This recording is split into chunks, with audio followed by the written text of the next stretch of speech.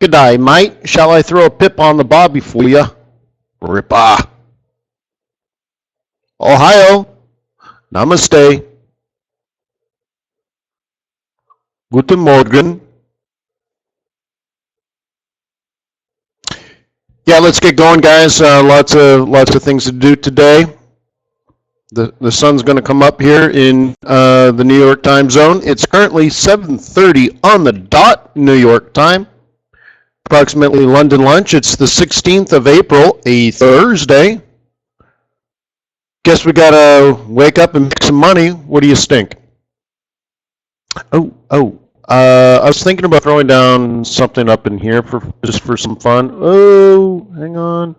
So we're in a little pivot zone here, just for fun, and we're not far from a psych. And I've already missed it. Man, it takes so much to talk and trade at the same time. Sometimes is difficult. Anyways, I was thinking about throwing one down in there just for fun. Santiago. Well, there's some places I'd like to go to visit, our fellow traders. Boy, that'd be fun, Rick. Show me around Santiago. Maybe do some wine. Go to wine country a little bit. Well, that sounds fantastic. Yeah. Cool. Hey. Put it on my to-do list. That'd be fabulous. Yeah, I love Chilean wine. Carmenere in particular. Anyway, so let's get going.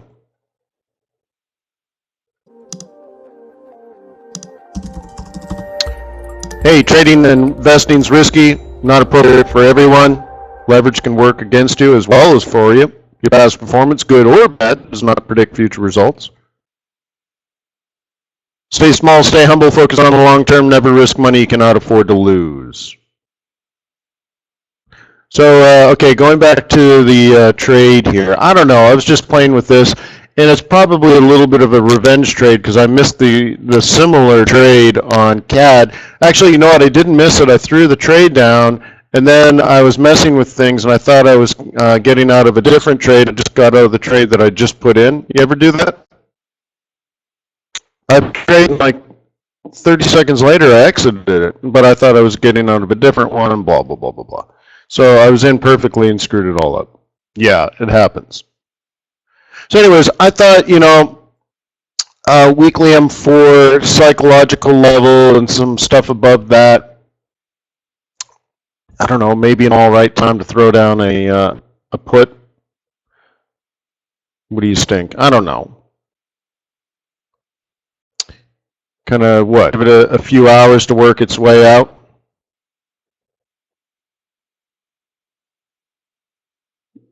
Right? Something like that. Oops. What do you guys think about that? A trade like that?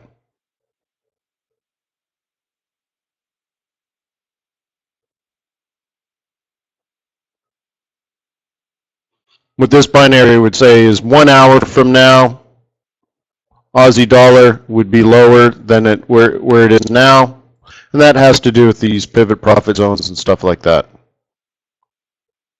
How many people would? It's a scalp, it's not a long-term play, but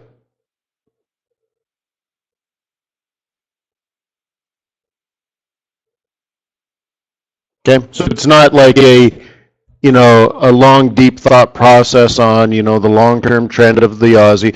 Now, the Aussie is strong today because the Aussie jobs report, as you probably know, came out better than expected. And really what it is, I mean, it wasn't that good, but you have to put everything into context. Remember how I kept saying we were so close to 75,000, we were at 75.50. I said a lot of traders or market participants will play the game in such a way that they see is the downside is 50 pips, the upside is unlimited. And they just traded off that bottom because the bottom was created by the Reserve Bank of Australia, not by market participants.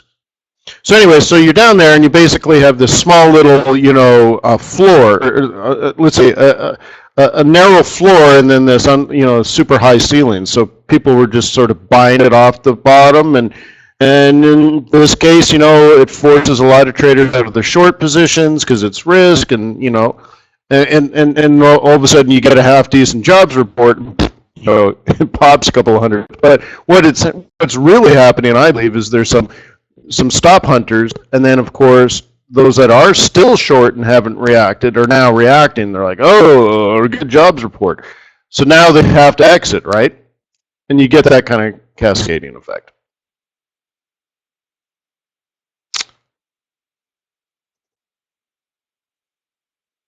Does that make sense?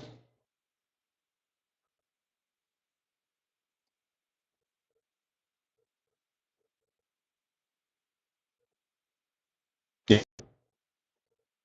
And Orrin says, a very big upside move. Yeah, no, I agree with you, except this is a pivot profit zone. So if you use pivot points, then you should use pivot points. If you don't use pivot points, you should not. You should get rid of them. So it's just like it's this play. It's a psych level. It's a pivot point zone. It's not. It's not a trend discussion. It's a price action discussion. And so we're talking about, over the next hour, will price respond to the weekly M4 psychological level of 78,000? Yeah. And then if you look in the 1 hour, hey, maybe come back to the 5, maybe come back to the 8, maybe even come back to the 21, or at least move sideways until the 21 catches up, which means not up for a while, which if you're, short an option, plausibly, profitable.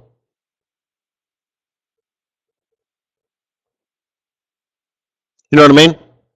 And if you want to buy the Aussie dollar, you got to buy the dip anyways, right? You can't buy it. But let's reverse the whole conversation. Let's say suddenly you love the Aussie dollar. Is it wise to buy at the weekly M4? Is it wise to buy right near the psychological level of 78,000? No. Now, how about let's reverse it one more time. If you had bought down here and you were profitable and you were running into this zone which you see as potential resistance, would it be a reasonable idea to take some profit?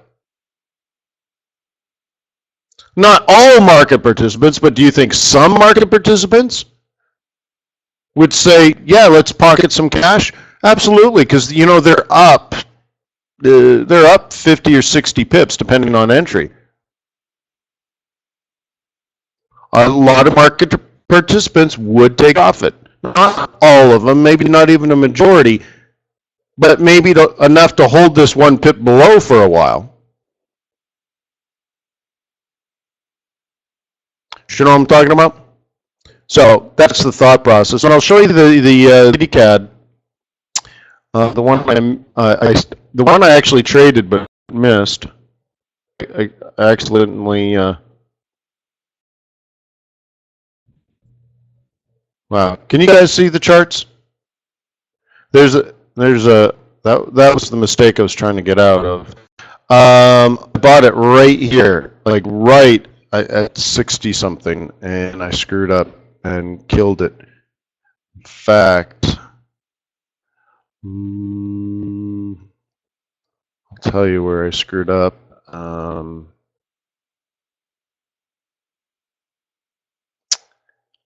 I bought it at 65. Oh, look at that. I'll show you. I'll prove it. I'll prove it to you. So just 122.65 and a half. I screwed up, and that was 122.65. Oh my gosh. Oops. 122.65, 64 and a half. So about here. Oh,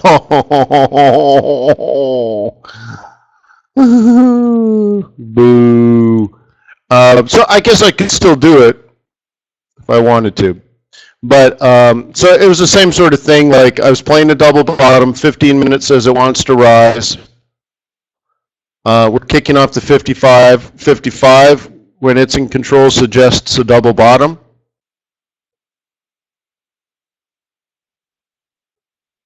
Right? 4 hours oversold. Yeah, the only thing that's not working out is really the hourly.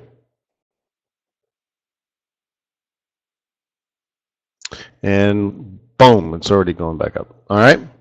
So the exact same, but inverse to that, would be the Aussie dollar.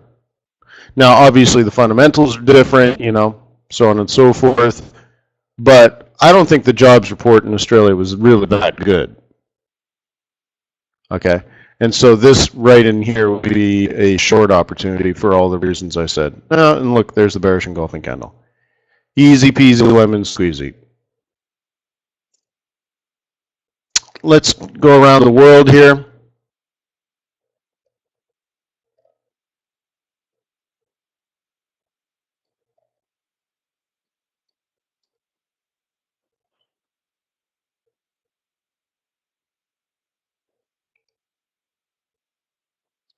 Some people have got way too much confidence, baby. Oh, baby. So we've breached here. Are you a bull on oil? If you are, what you want to look for is maybe a retest, but maybe it's just too far away, huh? Look how price goes up to 1382 and hesitated. It's supposed to go a little higher based on the pullback. The pullback suggests this could go a little farther. What is that, 58? But that would be a drop here and then up. Or take a break. And I'm taking a break. Let's go to gold. Did it, did it, did it, did it, did it, did it. Okay.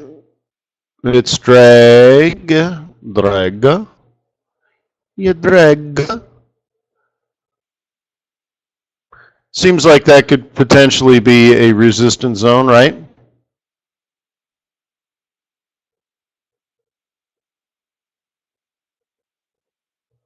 Never got the follow through that I wanted. Just too close to the psych level, I guess. If it breaks this area and goes higher, I'll take a walk and not even look at it for a while until it comes up and tests the next gray zone. And that would put it into a pretty nice big range. But like I said, gold isn't really that interesting to be trading in. Maybe in investing and all that kind of stuff. There are lots of people that love to trade gold, but there's just things that move better than gold. There's just better opportunities to make money, I think. So yeah, this could go up for a while. Maybe I'll sell it up here. The next range is really at the bottom, right? So we're really kind of looking at this. So the bottom is 1182. The top is currently, just over 1200. Total 25. I mean, it's just, I don't know. It could come down and we play this little range, or it goes up the next level and we can try shorting there. So we got a short zone right where we are now, so you can decide whether you want to short or not. That's your prerogative. And if that fails, the next one's higher up. Now, if you're a bull, you should already be in it, because buying it now is just not a good trade. I mean, it's just very poor. Okay.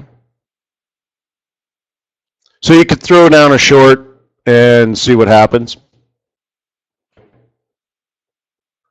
How do you guys feel about how do you feel about gold? Shorting gold right here.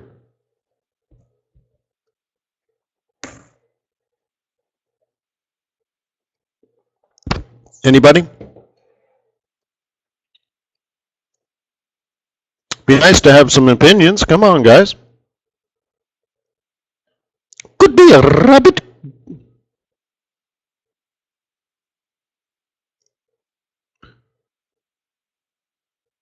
Short to 1150. Yeah. See, this if you go with the binary, which is fun on the commodity side. It doesn't matter where it is. It just can't go up. right? You're like, you can follow all the way to the bottom. You don't care. You'd rather buy, Orange is rather buy it at 12? Yeah, okay, that's not a, I mean, that's a plan, right? I like that, Orin. If you've decided to buy it at 12, I like it. First of all, because you've decided, and second of all, 12 makes sense to me, right? It probably wouldn't be for a few hours, but that thought process of selling it down into here, that just puts us into an even smaller range. But on this fractal, that's fine, right? So you're in this range now, basically a $10 range. No, I'm fine with that. Sell it at, sell it here, have it come down to 12, and let's say it's 10 o'clock in the morning New York time, the stock market opens and stuff, and whatever, it flips and goes around and then goes to the next level. Yeah, man, I'm cool with that. What I would call that is short-term short to medium-term long. And another way to describe it is a plan, right? That's a plan. Awesome, man.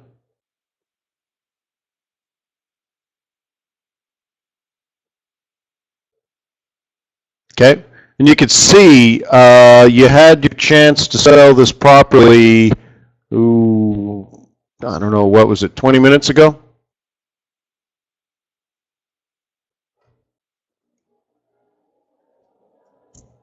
Okay, judging by the fractal geometry of it. All right, S&P 500. Let's see where we are in this process. You don't have to be shy. Oh no.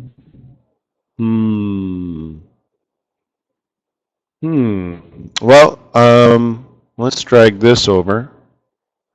Do do do do do do do do do. If it drops all the way down here, which it kind of feels like it's doing, just when you look at the velocity of the change in price, that puts down here, which then sets up a potential head and shoulders. It's interesting.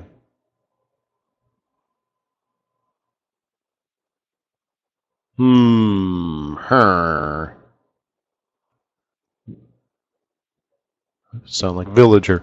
All right, so yeah, man. Yeah, well, if it comes down into here, I'll buy the U.S. stock market. Sure. That's what I do. It's my job.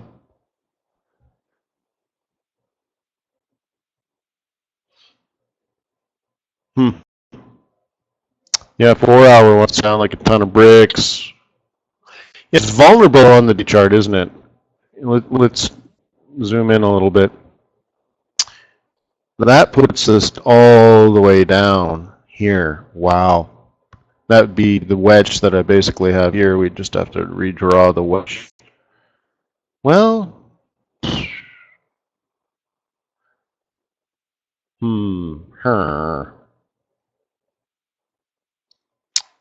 interesting. I didn't look at this on a daily.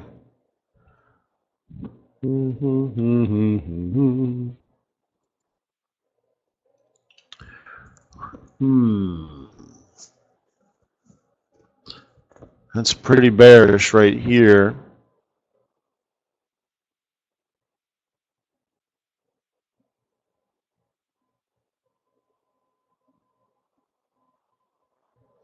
Yeah, boy, I wouldn't want it to come all the way back down. That really sticks us in a range. Yeah, well, the weekly central pivot point, the 380 Fibonacci retracement, the roll reversal buy zone. The statistics will okay with that, because if it does bounce and continues up, then it will stay overbought for a very, very long time. And the reason for that is everybody's buying and nobody's selling. I mean, just because it's overbought doesn't mean you're going to sell it. If you're going to overbought or oversell, right, this kind of stuff, you use oscillators in a range-bound market. So if it is trending, like let's say here, You know, see how it's up for an entire month? Well, look, yeah, the oscillator was overbought for an entire month. So, you know, this is elevated for buying. I'd rather buy on dips like we did in here and like we did in here. But it is what it is. So I've made my decision. If it comes down, I'm going to try it at this weekly central pivot point 382 Fibonacci price action cluster.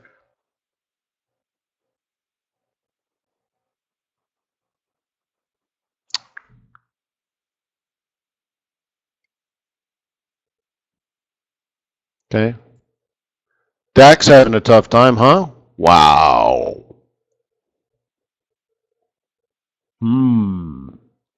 That is tough, man. Look at that.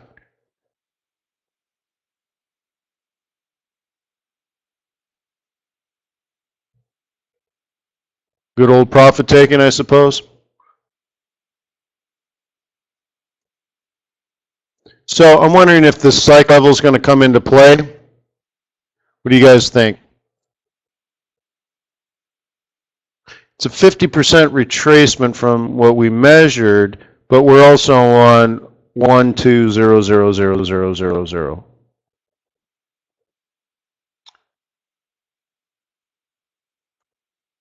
I don't know if you consider that worthy or not.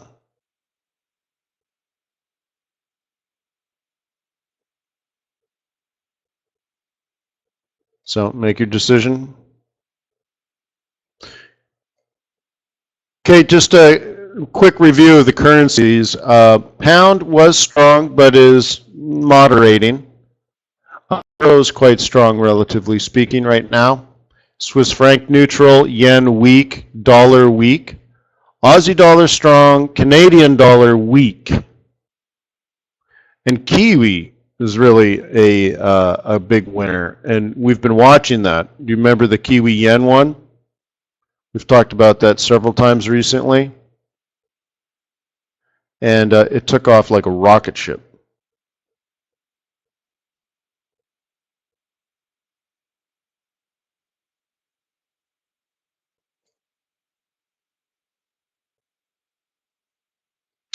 Everywhere that you go. Yeah, very nice, huh?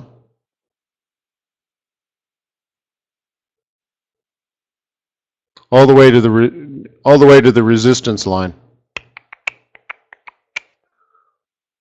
Lufle.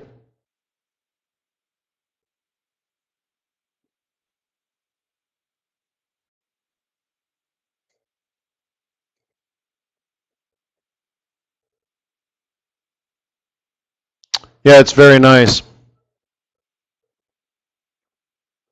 You see it came up, came down, made a 618, and it's just heading up to the next level. Just very, very nice.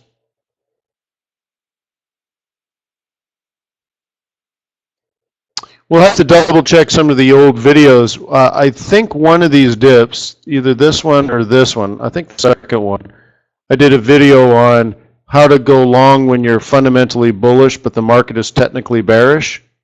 And you use binary options to reduce your risk. I think one of them was on this, the bigger trade here, from this bottom to this top to this one. Okay, and then it's repeated itself. Then that higher low made a higher high, which suggests buying the next higher low. And it's slowly, it's wedging. I mean, it hasn't broken this area, but it's not falling. So I find that very nice. Look at a big old arrow. Remember, and I do these things to remind us what our strategy is. The tactics are fairly simple if you have a strategy. You can have fantastic tactics and no strategy, and you will not win on the long run. So anyways, pretty nice. That's the Kiwi.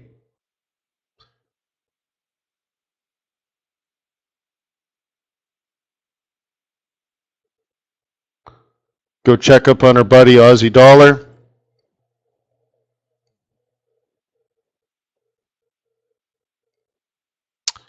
And what do you think now on that short-term scalp? Just kind of zipping along.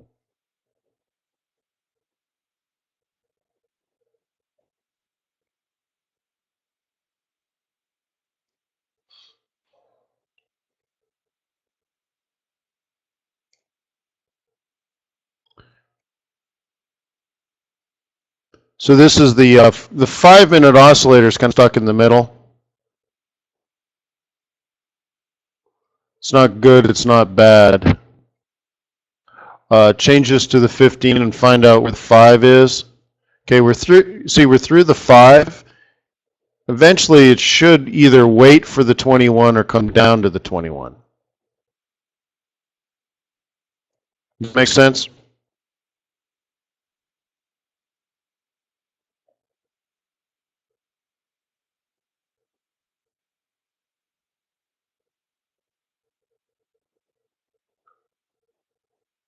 YJ, it's hard to go through and coach and do all these things, but I've made it pretty clear what the intentions were. I don't think I pulled it though. Euro. I want to cover euro.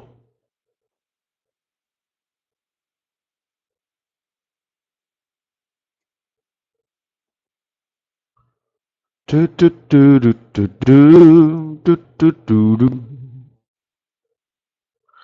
do do do do do do do do do do. Okay, we're definitely on a bottom. Oh, wait, this is yen now. All right, well, let's do yen. Still definitely at a bottom. We've been at 19 for quite some time.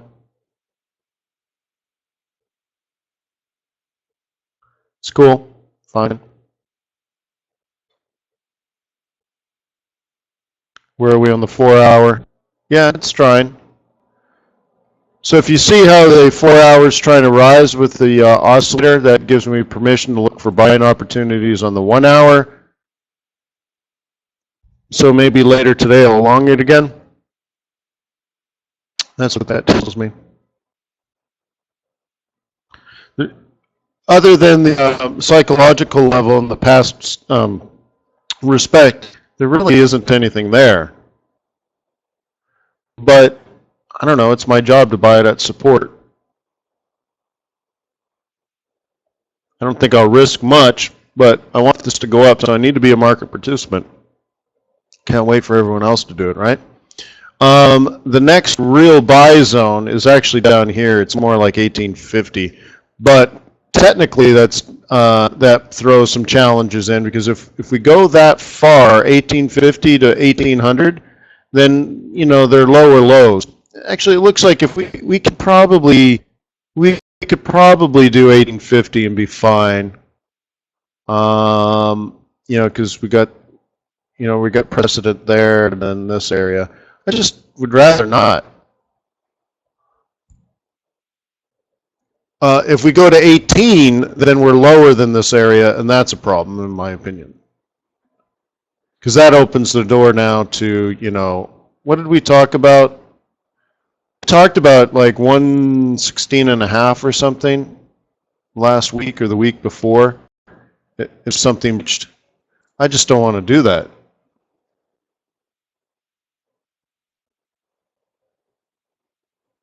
Yeah, Jay-Z says 1850. Yeah. Just would rather not. It's just, really. But we're kind of in that, that time of year. But we'll see.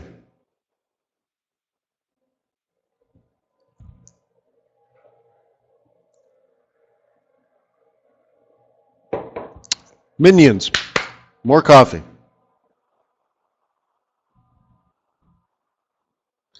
Yes, sir. Yes, sir. Thank you, sir. Thank you, sir. All right. Take a look at this. Kind of get a feel.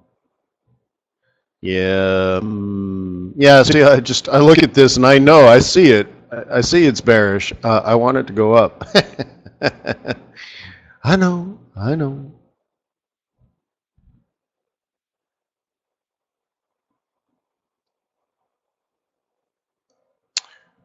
Yeah. Okay, now let's go to euro. Sorry for the diversion.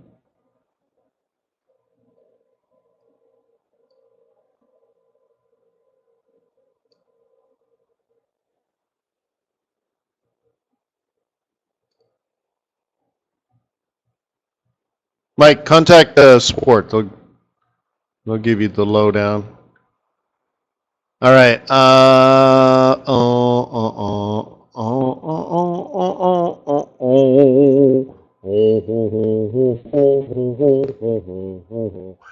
Yeah. Okay. If we go higher than this, this is going to be a problem, technically. If we go higher than this, we might as well just call it, 110 or rather not.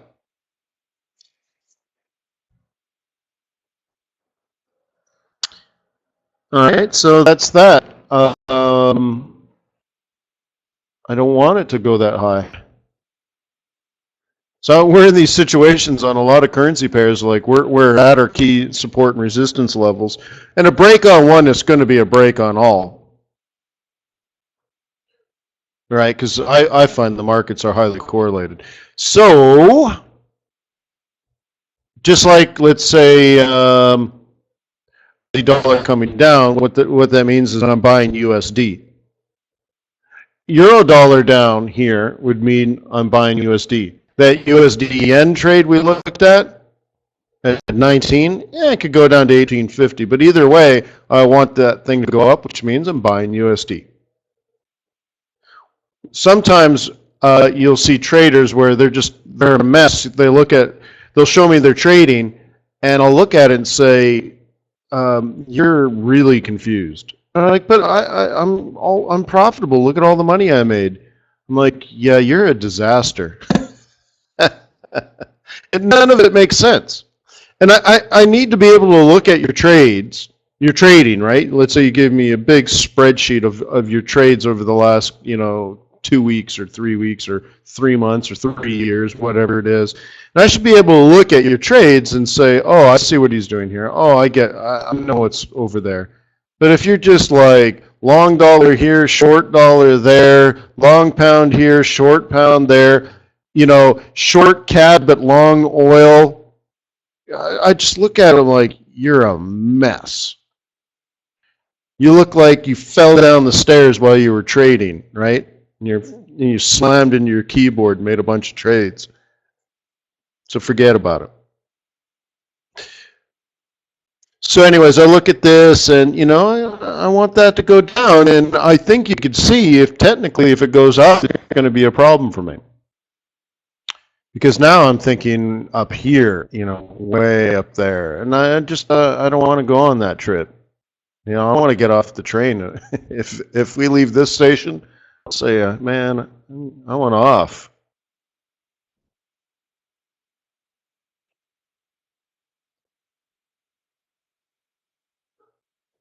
I don't like it. So yeah, so there we are with the euro. Another scenario, right? Midpoint psych level.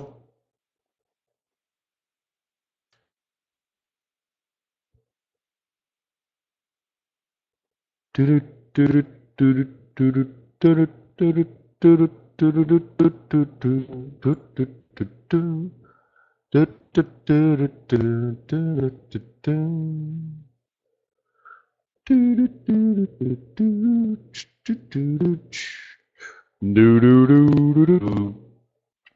me get rid of some of this stuff.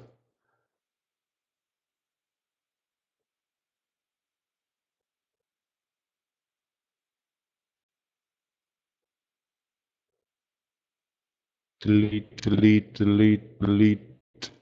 Good enough. Yeah, weekly central, midpoint psych level. Yeah, see, another pretty reasonable scalp. So there's at least 3 or 4 things that I wanted to be doing here.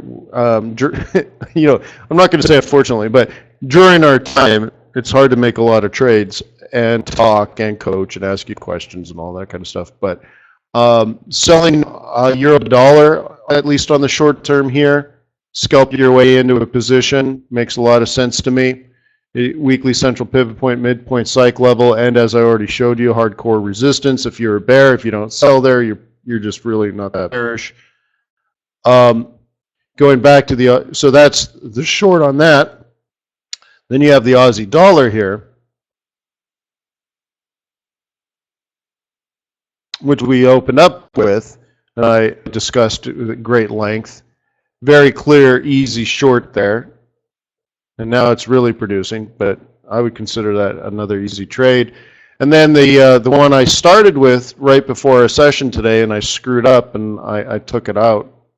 I thought I was canceling that mistake from yesterday, and so I placed a trade, and then literally 30 seconds later, killed it by accident. But my entry was here on a long position, and now you can see there. So pretty simple stuff, I think. And you know what are the key components of all of these? Well, one, they're correlated. I'm buying the U.S. dollar, and I'm a U.S. dollar bull.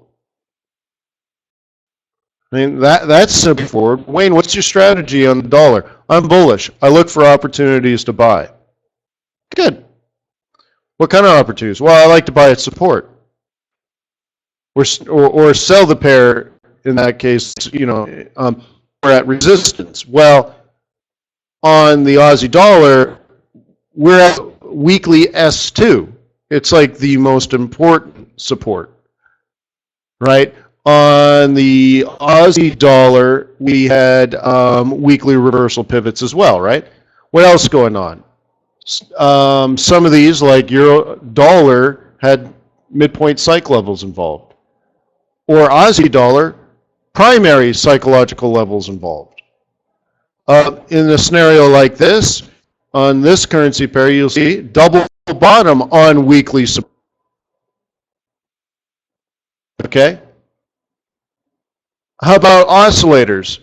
On the USD cash trade, this was set up when this oscillator was oversold and with a double bottom. 55 in control, which already told me it would be a double bottom. So that's a really easy, clear buy, and that's why I bought it right there. Right? So you look at that oscillator, but what about like Aussie dollar?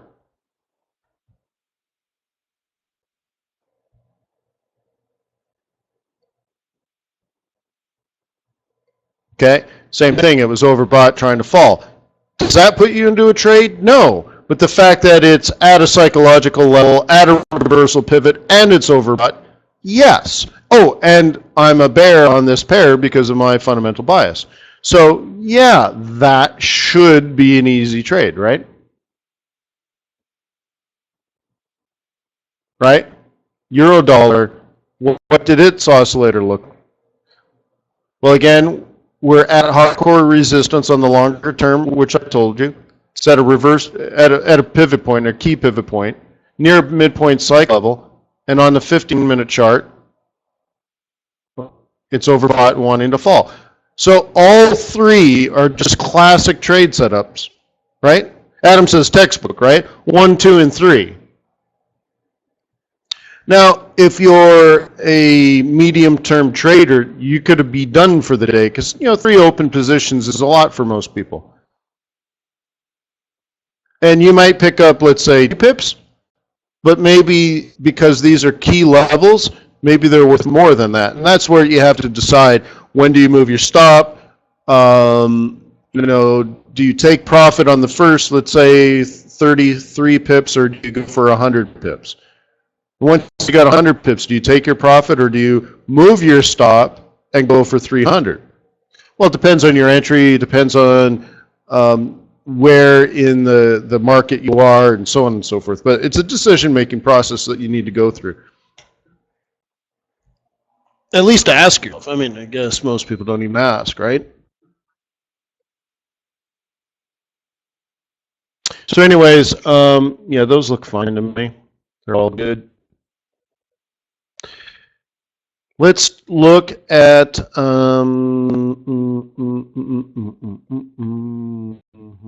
what was I want to do? Let's do yens.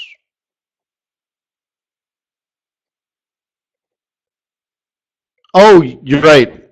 Fendi says, and USD yen at 19. Yeah. All right, so 4 trades. Sorry. But same trade again, right? In fact, you know what? That makes me think of it this way. One chart that I use a lot, I call this one a USD scan. We talked about this setup maybe 2 weeks ago. Looks like I killed one of my charts by accident. Is that right? 1, 2, 3, 4, 5, 6. Oh, it should be there. There it is. All right, so I have a scenario here. All right, pound dollar at the top, euro dollar at the top, Aussie dollar at the top, USD Swiss franc on the bottom, USD yen at the bottom, USD CAD at the bottom. Okay? In this case, what they have in common is the dollar on the top 3 pairs are on the right. The bottom pairs, the US dollars on the left. So if we have correlation for the US dollar, and that's what I'm doing. To me, this is a filter. It's almost like an index because you can take it one step further and do a relative strength. Do you guys remember doing this? We went through and I talked about how to do a relative strength so you can pick what currency pair to buy first and all that kind of stuff. Yeah. So I look at this, and the first question I ask is the dollar strong or is the dollar weak? If I can't answer that question, I don't trade the dollar. Is that clear enough?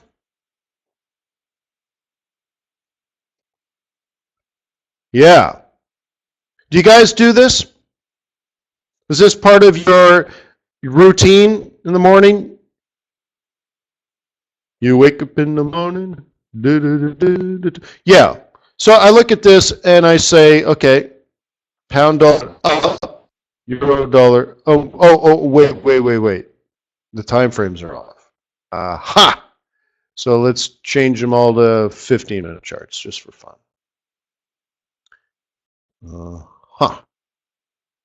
So you got to make sure you're looking at similar fractals, right?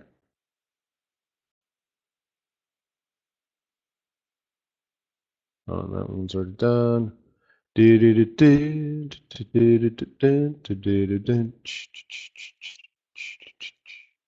All right. Okay, pound dollar have been going up. Euro dollars went up. Let's zoom in to the same zoom level. Oops. Okay, been going up. USD Swiss franc coming down. USD yen has been coming down. USD CAD has been coming down. Okay, so for a lot of the evening, or a lot of the day, for me it's evening, the dollar has been weak. But you also suddenly notice that across the board, we're getting close to reversal areas. Maybe not big, okay, but I didn't trade the pig today. But what I do see here is that the dollar had been weak, the dollar had been weak, the dollar had been weak, the dollar had been weak, the dollar had been weak, the dollar had been weak. Well, this is okay for me if I'm a bull because I want the dollar to be weak so that I can buy low. You understand? I actually want that. I don't want to see dollar strong across the board because if I'm not in a trade, then I say, oh, dang it, I missed it. Okay? So if it's falling across the board, then I have to ask myself, do I have any support for pairs that are on the bottom, or do I have any resistance for pairs at the top? And you'll notice it's not difficult to spot Aussie dollar and USD CAD are the first ones that I talked about today. Why? Well, dollar had been oversold, right, on both of these, and they're at reversal pivots in the pivot profit zones for both of these. And if you use those zones, then they're reversal zones. So you either take profit or you get in, one way or the other, right? You're on the side of the equation you're on. And if you don't do that in these areas, delete your pivots because you're not using them. They're just noise.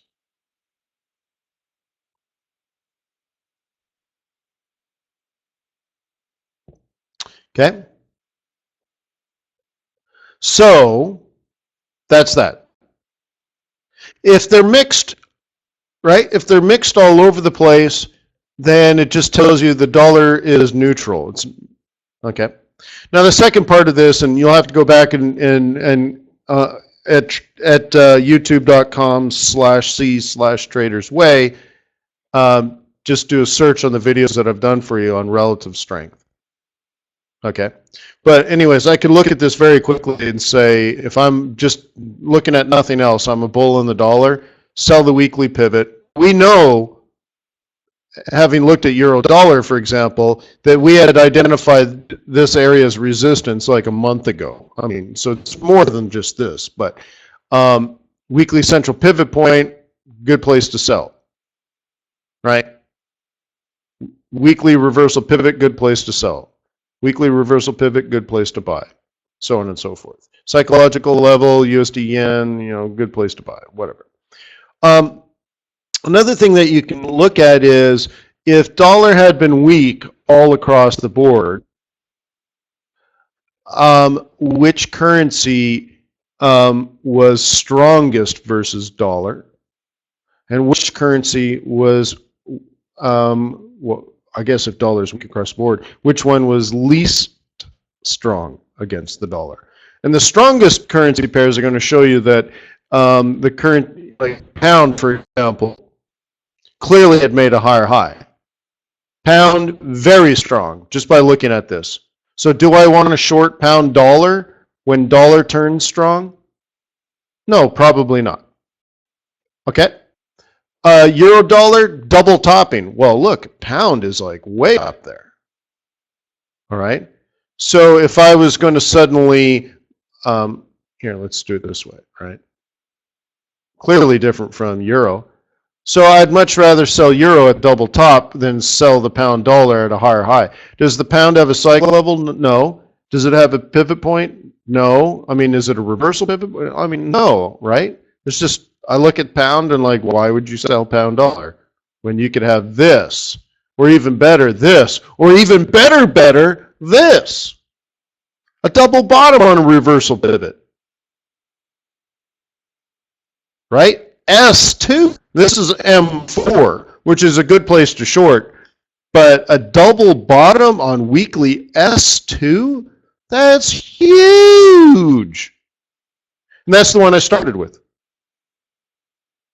Then I went to Aussie. We talked about that right off the bat, right? Then we went to Euro, and then went to USD yen. I mean, easy. Now you could do this with Swiss franc too, except I still haven't recovered emotionally from the SNB nonsense. And then pound, like, why would you short the strongest currency? Right? Why? Doesn't make sense to me. So anyways. No, Baziano, no. I mean, no, look, that was an hour ago. Oh, you say long the CAD? No, short the CAD. Right, long USD CAD. But that was down in here. If you were playing a double bottom with a 15-minute Stokes kicker, then that was good. And at least now you can jam your stop at break even and maybe get lucky and it goes to the next level. And if you get unlucky, it comes down, knocks you out, and you break even. But you had the opportunity to win, right? But so would I buy a double bottom at a support pivot with a stochastics that's 95% oversold? Yeah. Would I buy it way up here near the psych level when it's 80% overbought? No. Don't be redonkulous, right? Forget about it. Okay, that was so 90 minutes ago. Same thing. Would I sell Aussie dollar on the 15-minute 21? No. In fact, and this is where a lot of people get confused, the 15-minute 21 is where you buy. So how do you know when to ignore it?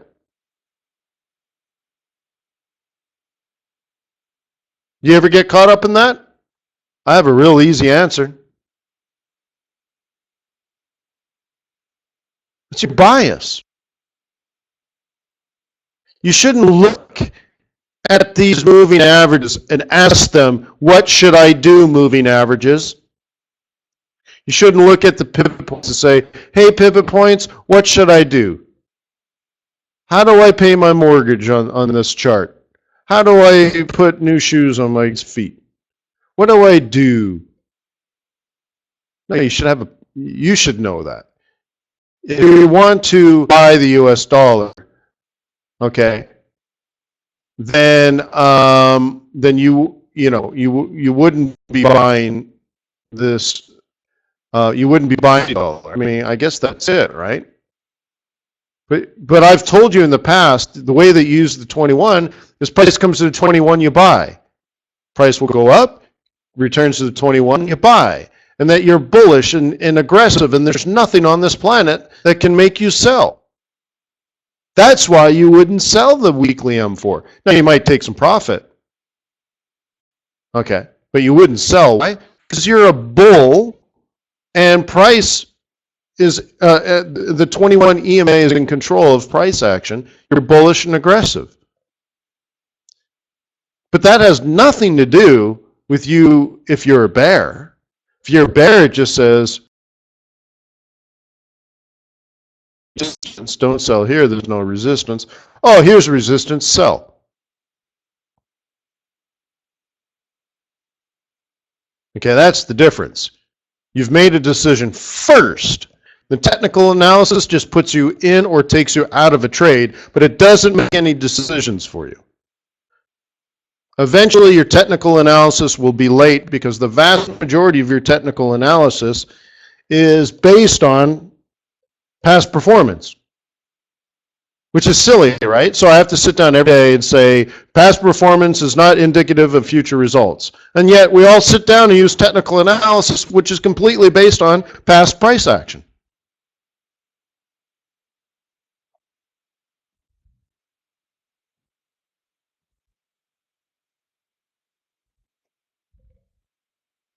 But that's the government for you.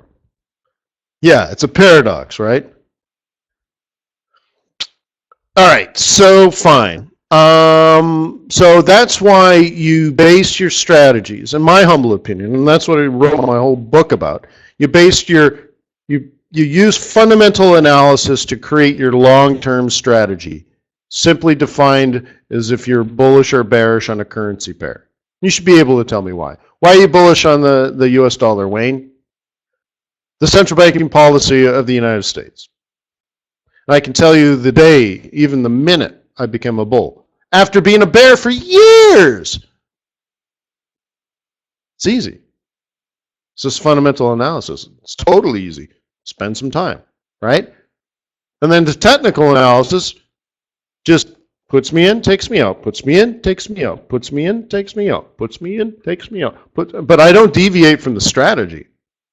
Define long-term, sometimes ZF, I'm talking about things, I'll say like I will be bullish on the dollar for probably 3 years.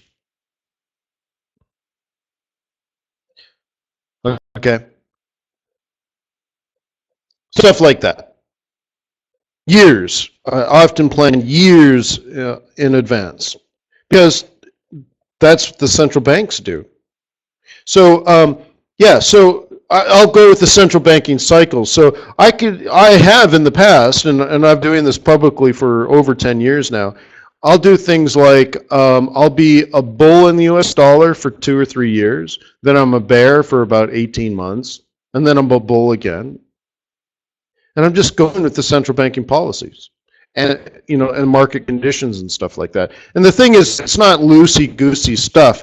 I'll tell you sometimes 3 or 4 months in advance the exact event that will trigger me to reverse from going bullish for years and years and years to suddenly bearish.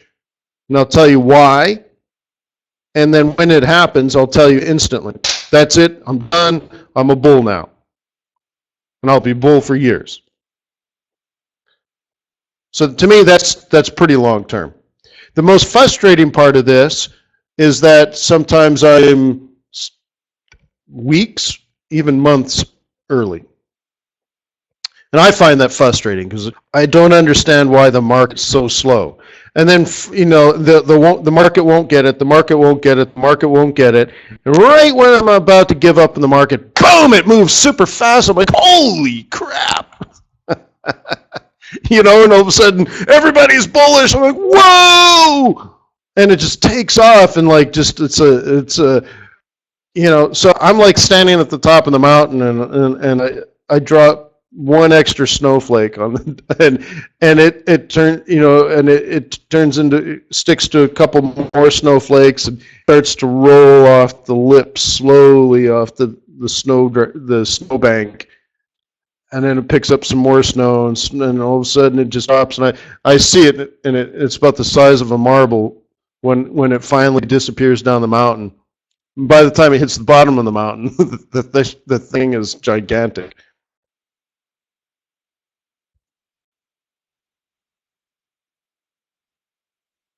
So it could be, well, you know what, Kevin, here's the thing.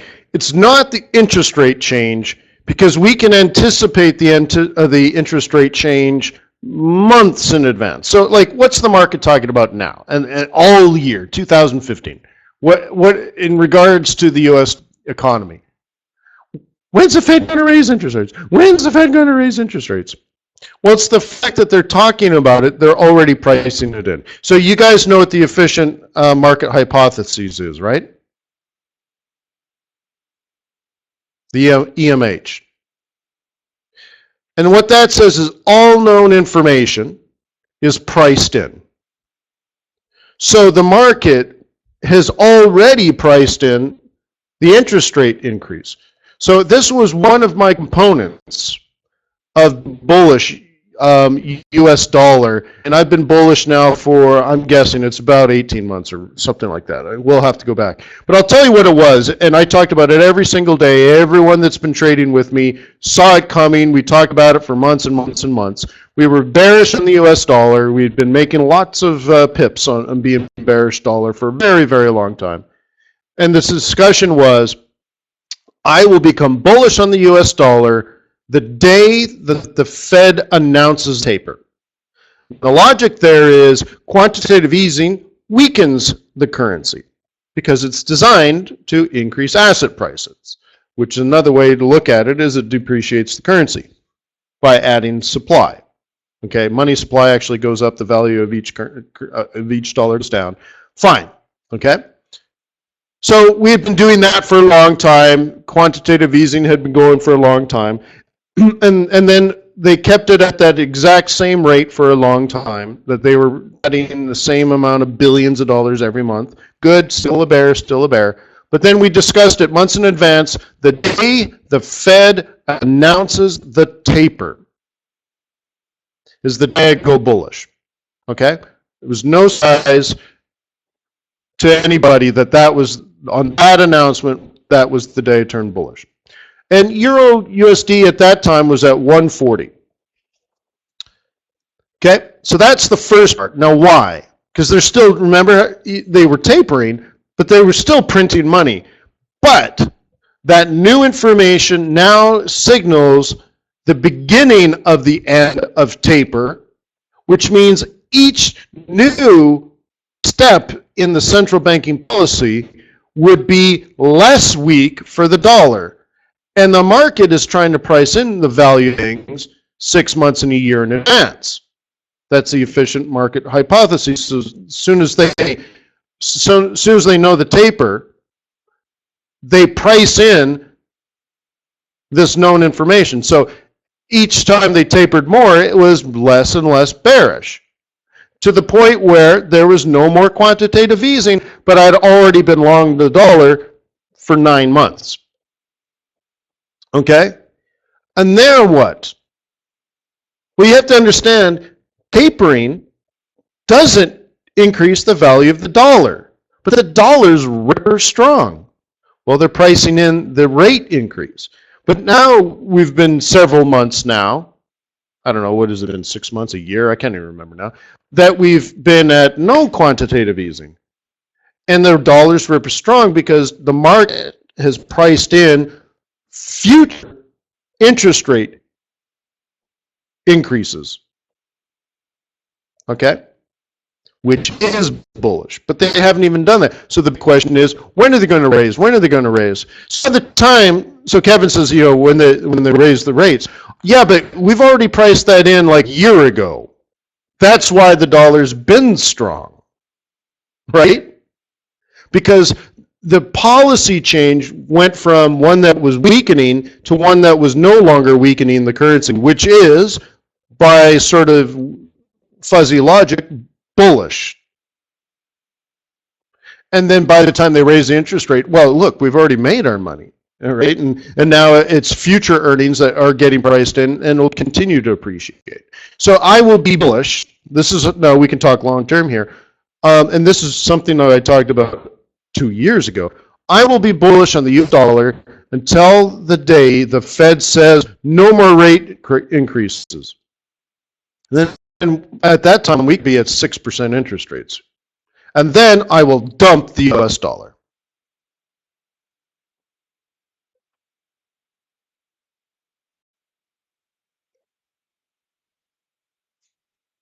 Okay?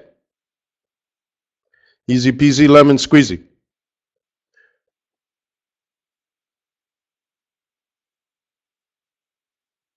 Okay?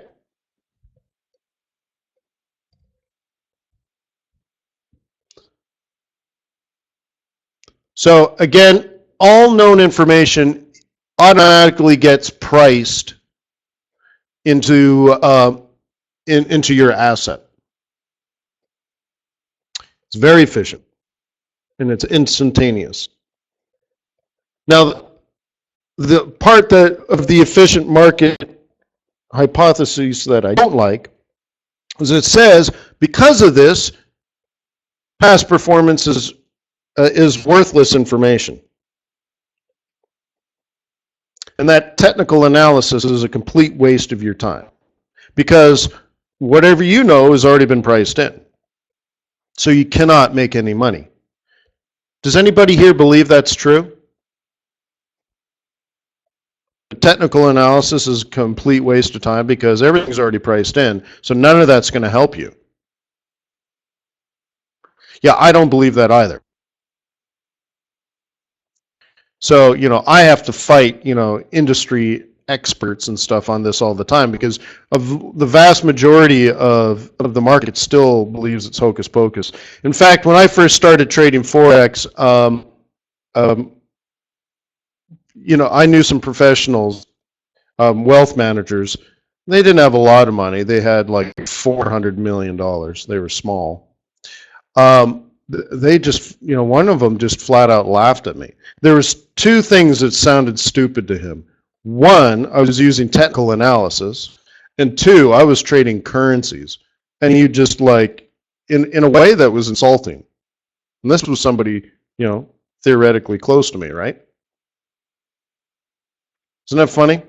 Just like he'd just roll his eyes like, dude, you're not even hiding that. Hey, how's that Forex thing going?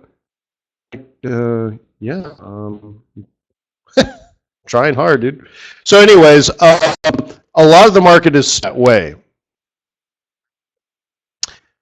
You know, and so I look at it and I say the efficient market hypotheses made a ton of sense in 1950. So tell that to a high frequency trader that makes 1,000 trades in less than a half a second.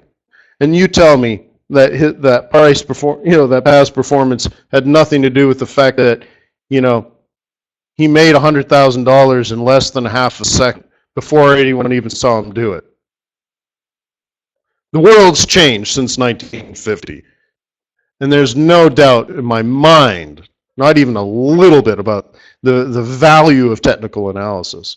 But I do believe all known information does get priced in, and that there are discrepancies in opinion. There's discrepancies in timing, and this creates arbitrage and speculative opportunities. For example, one way you can look at it is that all known information gets priced in. But it takes a while for some market participants to get the news. I mean, some people might know. Everyone has access, but that doesn't mean everybody's logical and intelligent and knows what to do with it. But eventually it takes off. Then the trend gets too strong because all the idiots get on late, and it just keeps reverting back to the mean. That's why I think moving averages do work. It's not necessarily the past price action per se, but it's price reverting back to the mean, and basically you have the prevailing trend based on fundamental analysis, and then you have mean reversions from the trend taking off and then getting overbought and then coming back to the average, and so on and so forth. And so, price is almost always in between two standard deviations of the mean. So as long as you know what the trend in the mean average is, you can do things like buy when the market's a little too oversold, and sell when it's a little too overbought. And then what I've done with my point of view of trading is that if the market is a little too overbought, but it's a bullish prevailing trend fundamentally, it could be overbought, it could stay overbought. Why? Because everybody's buying it and it makes sense. But in the reverse scenario, if it's overbought, but the trend is down, nobody wants to hold that, and I'll sell overbought conditions in a bear market, and I'll buy oversold conditions in a bull market. And price tends to stay within the proper deviation of the mean. That's how I look at it anyways. But not everybody sees it my way. But you know what? It makes things interesting, right? So hey guys, got to roll.